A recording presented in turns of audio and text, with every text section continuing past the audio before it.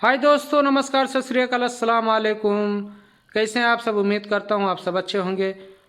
भाइयों, आप सब जानते हैं कि राजस्थान में बीजेपी की सरकार आ गई है। वही सरकार जो हिजाब का हमेशा मुद्दा उठाती है। अब एक बाबा साहेब हैं, उनको बाबा के नाम से जानते हैं। राजस्थान के हवा महल से वो विधायक हैं। वहाँ पे मुस्लिम कम्युनिटी सबसे ज़्यादा है। अब इन्होंने एक गणतंत्र दिवस में गए थे और उसमें कहा, इन्होंने जय श्री राम के नारे लगवाए और कहा इस तरीके से लड़कियां क्यों आती हैं हिजाब और बुर्खा पहन के। अब इनको धीरे धीरे दिक्कत होना राजस्थान के अंदर शुरू हो गया है। इनको किसी और चीज़ का दिखाई नहीं दिया कि इस स्कूल के अंदर क्या चीज़ है क्या नहीं। इनको बुर्खा सबसे पहले दिखाई देता है। तो सबसे पहले तो मैं आपको ये बता दूं कि बुर्खा जो पहनते हैं लोग ना, तो अपने जिस्मों को ढकने के लिए पहनते हैं।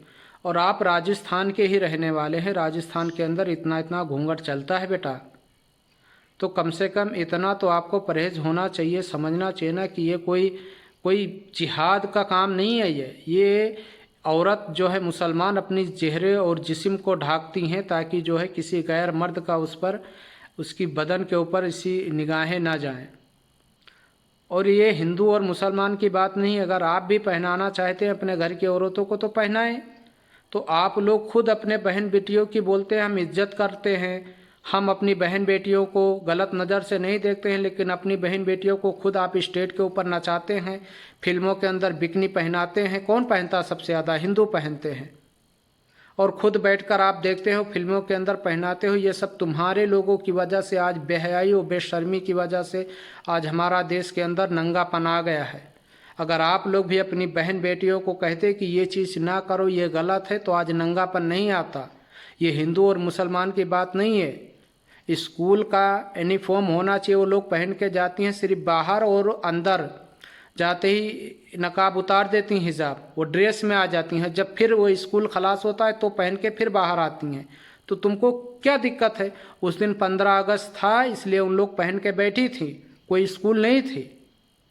वो जाएंगी वापस, ख़त्म। स्कूल में जाती वो लोग पहन लेती, वो इवेंट में आई थी, बात ख़त्म हो गया। तो अपनी बहन बेटियों को एक अच्छी तालीम दो ताकि गंदगी से दूर हो जाएं और अच्छे कपड़े पहने, ना कि चड्ढी पहनाकर साले तुम लोग अपनी बहन बेटियों को कहाँ ले जा रहे हो। ये हिंदू मुसलमान की बात नहीं है। सबसे ज़्यादा बेहयाई के तरफ हिंदू लड़कियां जा रही हैं सिर्फ इसी वजह से। फिर बोलते हो कि मुसलमानों के साथ भाग रही हैं, इनके साथ भाग रही हैं, क्योंकि बेहया तो तुम लोग बनाते हो ना। बोलते हो नंगे कपड़े पहनो, हम नहीं रोकेंगे। तो फिर जब नंगे कपड़ेंगे जो दिखेगा वही बिकेगा। तो बिक रही हैं, लोग खरीद रहे हैं। सबसे पहले अपनी बहन बेटियों को ढाकना शुरू करो, अपनी बहन बेटियों को, क्योंकि दुनिया में बहुत सारे कुत्ते घूम रहे हैं। हम सब में से कोई भी हो सकता है। तो अपने घर की इज्जत को बचाना है तो पहले उसकी हिफाजत भी तो करना है ना। सोना चांदी आपके घर में पड़ा हुआ है क्योंकि वो बहुत कीमती है, तो उसे छुपा के क्यों रखते हो? ऐसे टांग दो बाहर घर के। इसी तरीके से औरतें होती हैं, उनकी बड़ी वैल्यू है, हीरे मोती की तरह है वो। उनसे थोड़ा छुपाइए ताकि गंदे और चोरों की नज़रों से बचाए अपनी बहन बेटियों को। समझ में आया? मेरे भाइयों, मैं किसी की बहन बेटियों को गलत नहीं बोल रहा हूँ, लेकिन हिंदू के ही लड़कियाँ सबसे ज़्यादा बेहयाई के तरफ जा रही हैं, इसलिए रोकना उन्हें बहुत ज़रूरी है। अगर अपनी बहनों को बचाना चाहते हो तो रोकिए अपनी बहनों को। हिंदू की बहन बेटियाँ भी मेरी बहन बेटियाँ जैसी हैं, मेरी भी बहन है वो। मैं चाहता हूँ कि वो भी पर्दा करें, मुसलमान ना बने, पर्दा करें, अपने जिस्मों की पर्दा करें। वो हम तो करेंगे ही, लेकिन उन्हें सबसे ज़्यादा ज़रूरी है पर्दा करना। अगर किसी के जिस्म के अंदर एक ककरोच घुस जाए तो मर्द कहीं पर भी, चाहे हिंदू हो या मुसलमान, अपनी शर्ट उतार के झाड़ देगा। लेकिन किसी की भी बहन हो, किसी की भी औरत हो, क्या वो इस तरीके से कर सकती है? क्योंकि वो औरत है, उसका एक हया है, तो वो नहीं कर सकती ना। बस यही फ़र्क है।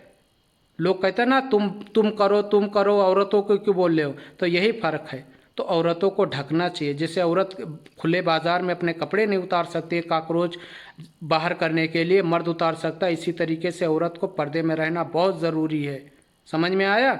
वीडियो ज़्यादा से ज़्यादा शेयर करो, लोगों तक पहुँचाओ और सुधर जाओ। अब भी अपनी बहन बेटियों को अच्छे से रखो, फिल्मी दुनिया से दूर रखो।